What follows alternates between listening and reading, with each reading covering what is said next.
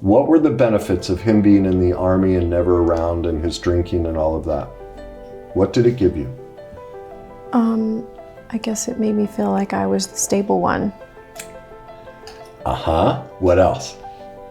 That I was the responsible one, that I was the one that kept it together. I was the good person.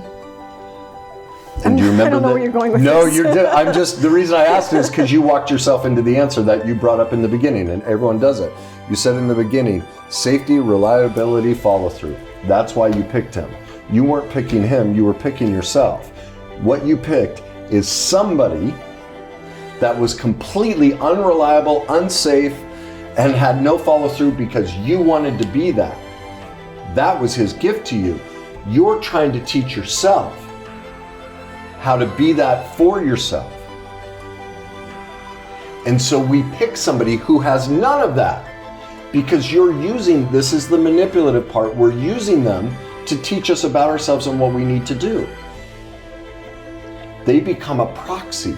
So what happens is thank God he's unreliable. Because now what do I get? I get safety. I never have to be vulnerable with somebody who's an alcoholic and never there, right? I get it. What do you get? I provide all of those things for myself. Amen. Now I was looking for it in a person. Amen. Now you tell me where he failed you.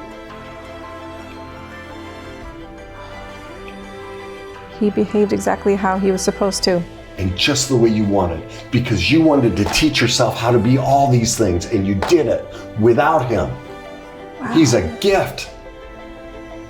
That's when you confront denial, it's like right there.